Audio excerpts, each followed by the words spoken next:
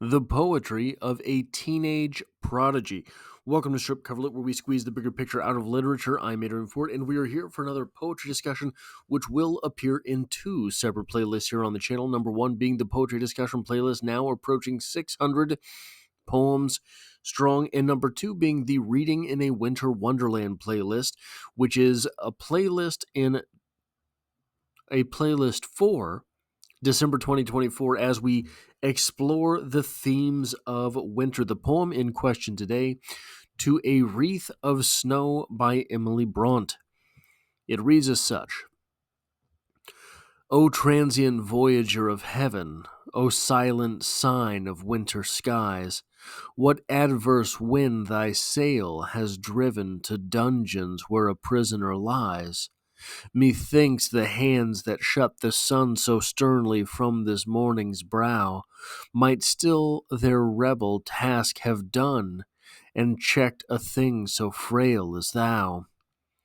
They would have done it had they known the talisman that dwelt in thee, for all the suns that ever shone have never been so kind to me.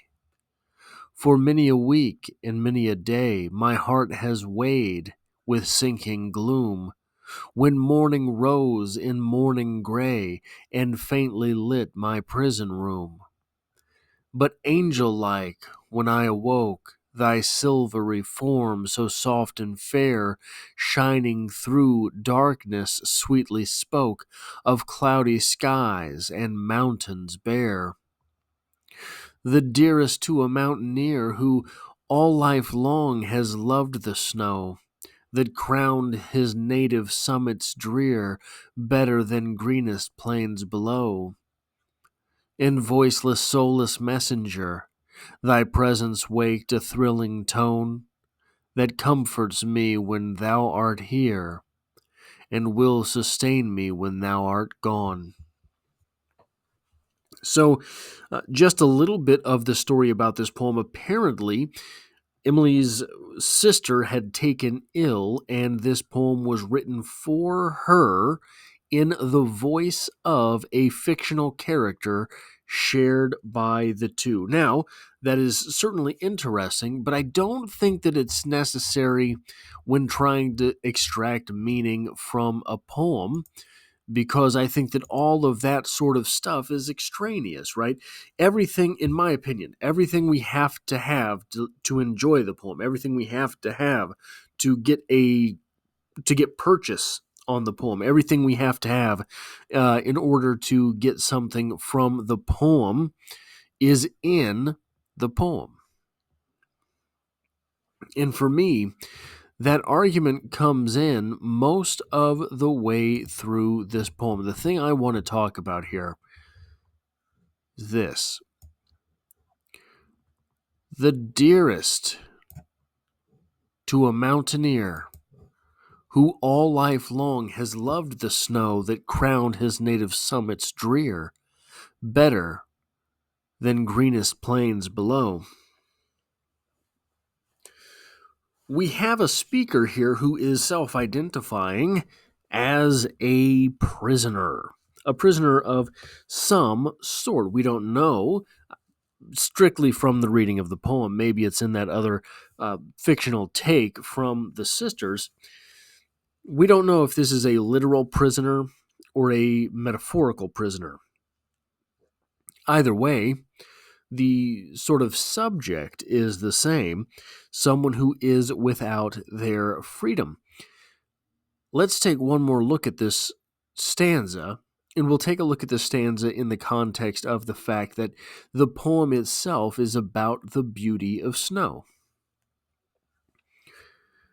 The dearest to a mountaineer who all life long has loved the snow that crowned his native summits drear, better than the greenest plains below.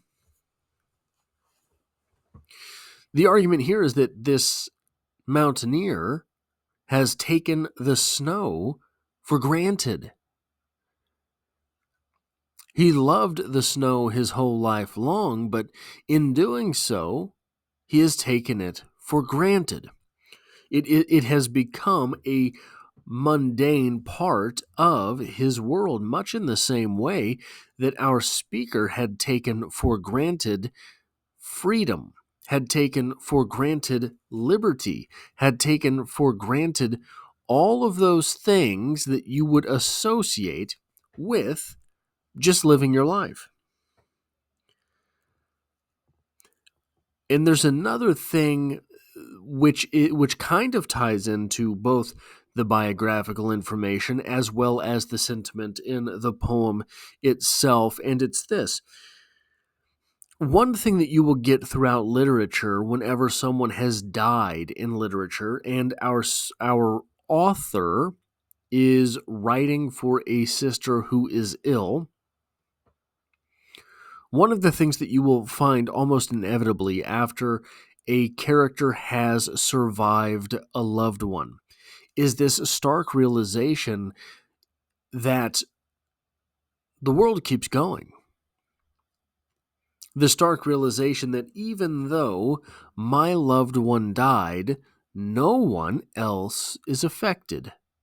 I will step out onto the sidewalk and people will brush past me and they will have no idea the secret that I am keeping on the inside, that my loved one is no more. My world has ended. It is a sentiment in literature that is almost cliche to the point that it seems in the after events of a beloved character dying, authors almost cannot control themselves from writing that scene. This poem, in my opinion, is something of the very same sentiment. It is maybe the preparatory emotion for said sentiment.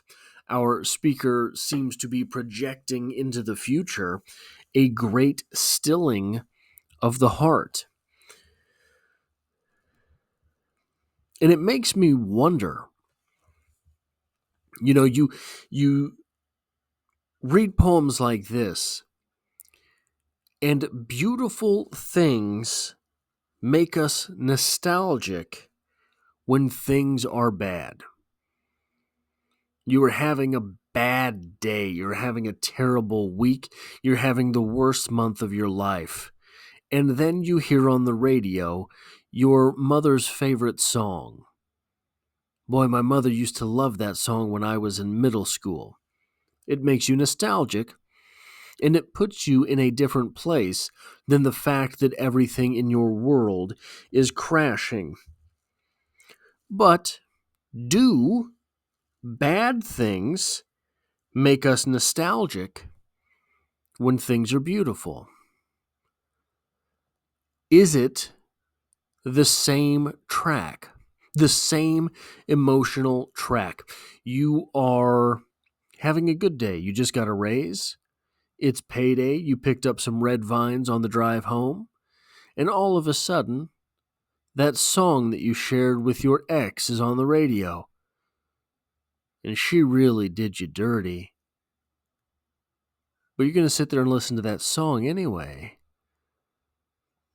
Does that affect you in the same portion as something being beautiful when you were down?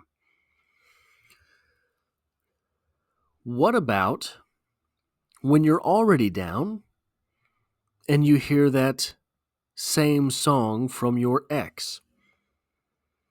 Does that compound the badness? And if you're up and you hear that song that used to be your mother's favorite, does that compound the high? I argue that really most people work one of those four ways. Personally, my sort of default setting is always looking to be let down. So it's very rare that a song actually peps me up. It might piss me off right good and allow me the sort of motivation to get through whatever I'm going through. But I don't know how many people really operate in both ways. Anyway, that's all I have for this poetry discussion. If you like or appreciate what it is that I do here, hitting the like button really does help me out, as it tells YouTube to share this video with other literature lovers. If you find yourself here by chance but not design, literature is the only thing that I talk about on this channel. Dropping multiple videos every single week. There is poetry every Monday, and I hope to have you back for the next one.